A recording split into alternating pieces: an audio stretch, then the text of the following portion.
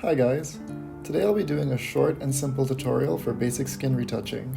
In this tutorial, I'll be retouching a self-portrait of myself I took during lockdown. We'll be smoothing out my complexion and getting rid of some blemishes for an even and cleaner look for my skin. I'll be using Affinity Photo for the iPad, but these same techniques can be used on Photoshop.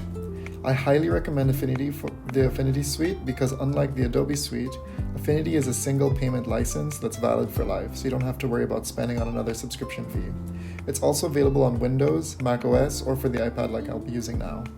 Again, I'll be opening Affinity and opening the picture that I imported already. Just taking a look around, we can see already some areas I want to retouch, like these dark circles under my eyes, and just want to lighten those up, maybe the bumps on my nose, and this pimple on my cheek over here. Ooh, and all these bumps all over my forehead. So those are the areas I'm going to be working on today. So the first thing we want to do is separate our picture into high and low frequencies. And to do that, we're going to use a built-in filter in Affinity. So we're just going to go through the filters. And that's one of the cool things about this software, is that they have a lot of pre-built filters that you can use. So we're going to use frequency separation, and on the right you can see the low frequency layer and the high frequency layer on the left. So what these do is separate our photo into elements of high frequency and pixels of low frequency. And our low frequency is generally going to be our color, and our high frequency are going to be our textures. Oh, I almost forgot. When you're retouching some photos, it's good to keep a layer of the original photo just so you can go back or you have a point of reference in case you make a mistake. So I'm just going to be duplicating this layer. If I can find the tool. There you go. Great. Now I have my original, and I'll just do that again.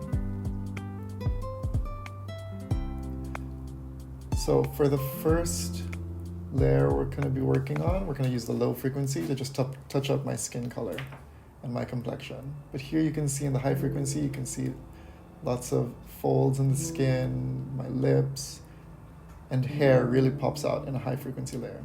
So we're going to have to be touching that after this layer.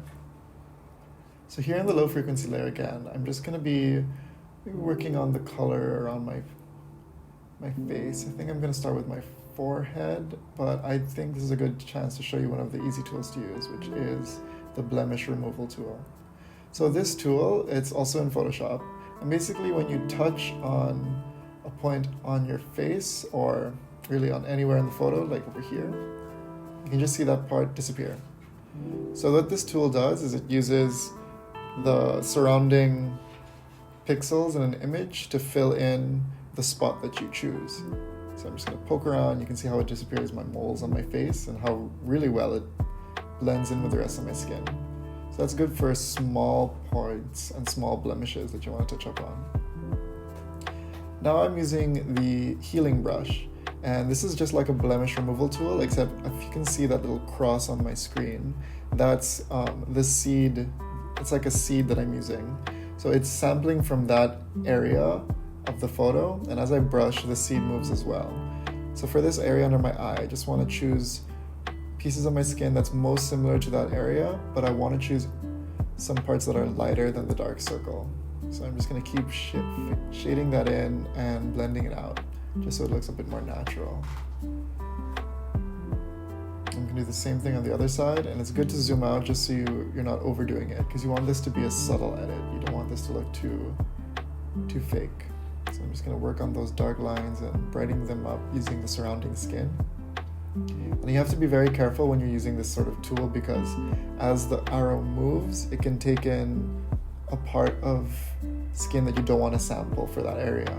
So you just want to make sure you're sampling the correct part as you brush and move. For the nose, I'm just going to do smaller strokes because I don't want to sample the skin from my cheek and put it on my nose because that won't look natural. And you want to keep the highlights, so you don't want to paint over shadow with a highlight or paint over a highlight with a shadow, because then it won't look so natural. So I'm just going to keep working around this area, removing those pores and just smoothing it out and really blending it. You can think of this just like doing digital makeup. it's sort of the same principle where we're just trying to elevate our skin, but we're not trying to go over the top. So I'm just going to keep evening out the complexion and the pores, just so it's a nice smooth look. Now here for these highlights, I'm making sure that I'm only sampling from a highlight, and for the surrounding area, I'm sampling for the same area. Now here on my cheek, this is a bit red, so I'm just gonna even that out with some skin that's not so red. I'm just gonna paint over it. And as I move around, I'm sampling from different areas so it doesn't look like one big splotch of the same color. Because even though we're trying to make this a bit even, we don't want it to look fake. Paint it over. So I'll just clean up my chin. That looks good. Okay, now for the big job, the forehead. So you can see here, as I paint and I sample from the same area that I'm working with, it doesn't really look like it's doing much. So I'm going to sample from the sides where it's not so shiny and bumpy. But I have to be careful because I want to keep this highlight because that's where the light is hitting my face. So I'm just going to be very careful and use small strokes to slowly rub away at those shiny bumps on my head. Just making sure that I'm not sampling from the same area and zooming out so I can tell if I'm going a bit too far. Just want to undo a bit, maybe redo those areas. I'm just making sure that the textures are still there. Because while I want it to be smoothened over, I don't want it to look like plastic.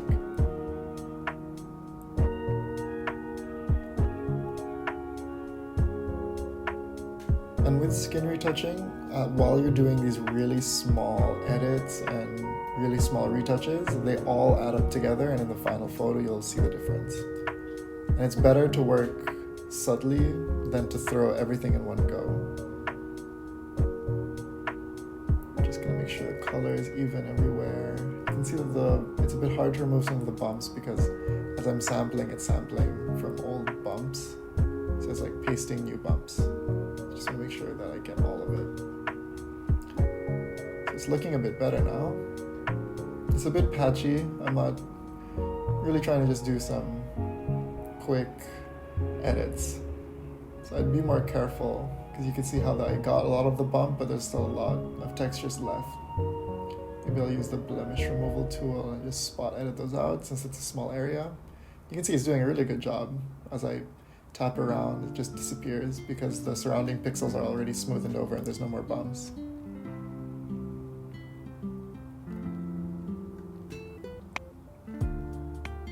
Just gonna tap those away a little bit more, just up there, and the side as well, and zooming out, and you can see it's already looking pretty good. It looks natural. I don't think you could tell that it was edited if I showed this as the first image. And I'll just go over some more dots and blemishes on my nose, just so that we get a nice smooth nose. The healing brush is really useful and gives you a lot of control, but it's nice to mix in two tools. There, you can see the difference now especially where my eyes are and my moles in my nose, just how different it is. Now if we go to the high frequency layer, we're going to use the in-painting brush. Now this is very different from the first two tools we used. The first two tools we used are considered are harder. So softer. In-painting brush is a hard tool, and that does a bit more contextual processing. So as I paint over these hard lines on my forehead, these folds, you can see how they just disappear and smoothen away. So if I toggle, just undo that. You can see that the high frequency layer contains all the bumps. So that's the original texture of the skin. So while we smooth out the color, there's still a lot of texture that we want to get rid of. And the in-painting brush completely smoothing those over and basically removes those hard lines on the high frequency layer. And it's only the in-painting brush that can do this because it's a hard tool, and the high frequency layer is full of high frequency elements that are not exactly color that we can smudge, but it has to be, you can think of it as scraped out of the image. So it's like we're scraping out these textures from our face. That was a bit janky, but I hope you got that. There you can see now, if I remove the other two color layers, that it's all just texture in the high frequency layer. And it's really, really subtle, but you can see that, especially with the brighter dots, going over with the in-painting brush mitigates them by a lot. But for these subtler ones, for especially the lines, they don't really disappear, which is good because we don't want our skin to look smooth like plastic. We still want some texture. This tool is also really helpful if you're taking a picture of someone with long hair and a windy day, or if you're retouching eyebrows, and you can remove hair really easy. So I'm just gonna look around if there's any other textures. With hair that's on like a white background that you can really see, if you go over with an ink painting brush, the strand of hair completely disappears. It's really helpful.